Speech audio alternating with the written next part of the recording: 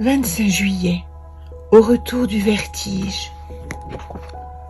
4 jours d'absence, une plongée verticale dans un gouffre sans fond, un vide informe, grouillant d'avides homénides, prompt à saccager le jardin. Les voici dispersés après le désastre, laissant le champ exsangue et le ciel délavé. Mais quel espace soudain s'offre dans le lendemain? Qui peut prétendre que le vide est un néant? Dans ce temps arrêté, où le rien a rempli chaque recoin, vidant le vase de toute espérance, j'ai rencontré ombres et lumières, les petits cœurs clos, les sourires fanés, les vaines résistances, les épées de papier, tous ces combats stériles au nom d'une vérité qui n'a ni nom ni forme. Aujourd'hui, je m'incline et je salue l'année lunaire écoulée qui emporte avec elle l'inutile et le périmé.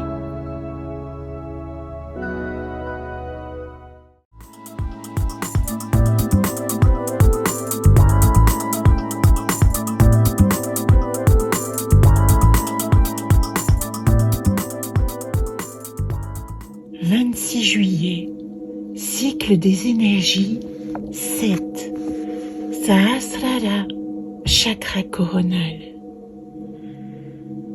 Assise sur un lotus aux 1000 pétales, je laisse le son profond de l'univers résonner dans mon corps, depuis mon petit orteil jusqu'au sommet de mon crâne, où fleurissent des racines plongeant dans le ciel. Dans le monde renversé, je laisse s'expandre des filaments chevelures qui connectent mon âme au divin. Je flotte dans un espace aux teintes améthystes, silence et paix épousés dans l'irradiation de la conscience, où mon corps efface les frontières et se déploie, faisant un avec le tout. Je suis tout. Je suis une et 1000, et mon cœur, mon âme et mon esprit célèbrent les épousailles. Sat Chit Ananda, vérité, illumination de la conscience, joie d'être ici, là, au monde.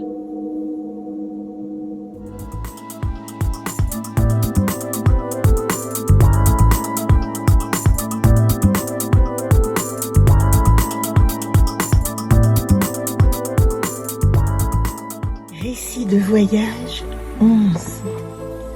Olaf, le Norvégien volant. Comment te rencontrer, homme fantôme, divagant à travers les fjords, de lacs en glaciers, au gré des éclats psychédéliques des aurores boréales. Né dans l'ombre austère du dôme Kirké, aux abords de la baie de Björkvika, sous le cœur battant de la ville d'Oslo, tu rêves déjà, avant ton tout premier mot, des proues étincelantes des navires vikings aux premières heures du monde. La vie est un voyage que tu effleures de tes ailes argentées d'exocètes, insaisissable et flou, sans te poser jamais sur une terre d'accueil et de répit. Un jour peut-être tu te déposes comme cette épave viking ressurgie du bout des âges au fond du lac Mjøsa, et tu trouves le repos.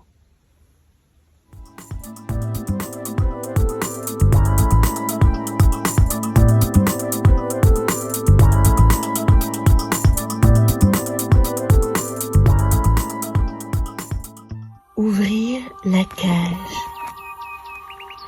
J'ai entrouvert la fenêtre et une nuée de colombes s'est engouffrée dans l'interstice. Elles roucoulent en mots si tendres, si forts, leur présence volatile et leur affection si douce. Je ne crois plus en l'amitié, elle a brisé mon cœur dans ses mâchoires impitoyables de l'exigence de retour, d'images cadenassées de l'autre que l'on croyait si bien connaître, des dents d'acier comme autant de cases à cocher pour demeurer dans les élus. Mais toutes ces larmes versées m'ont lavé de tant d'attentes et de dépendances stériles, et mon âme s'est frayé le chemin jusqu'à mon cœur pour lui rappeler la joie d'aimer en pleine liberté, le lien indéfectible de l'expérience humaine partagée.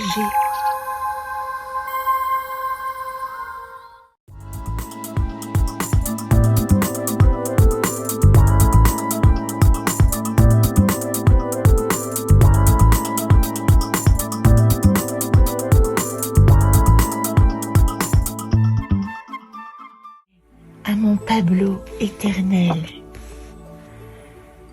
Il s'en est allé, mon prince à moustache, avec la dignité que je lui ai toujours connue, dans un expire feutré, son corps amenuisé, délicatement déposé, le poids d'une plume, ses beaux yeux émeraudes entr'ouverts, paysage d'un lac calme au creux d'une forêt enchantée. Nous avons partagé les désordres de ces dernières semaines, le corps qui se bat, puis se rend, le chaos quotidien, l'épuisement, lui mon chat et moi son humain, dans un reflet éloquent, le silence est entendu. Alors que je franchis les tranchées impitoyables et pose le pied sur le champ de la résurrection, le matou tire sa révérence et m'invite aux adieux à l'avant. Dans la petite flamme de la bougie, posée sur son cipe au fond du jardin, j'ai vu son profil de mandarin et ce mot déployé, Iriku, vivre.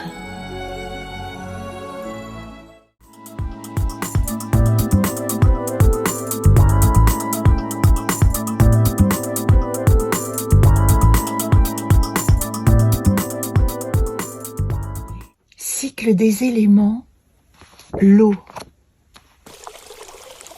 lac, mer, océan, fleuve, rivière, torrent, étang. Tel est le tiers état de notre planète bleue, entre glace et vapeur, solide et gazeux. La nature protéiforme de l'élément qui a fait le nid de ma gestation. J'ai gardé dans mon corps 2/3 de sa substance aquatique. Mes cellules baignent encore dans le lit fertile de mes origines, drainant les mémoires et filtrant les souvenirs, nourris du limon de tant de vie versée. Au cœur de ma matière ondule mon âme sirène, submergée dans les tempêtes, jouant avec l'écume des jours, barbotant dans les bras de sa grande mère initiale.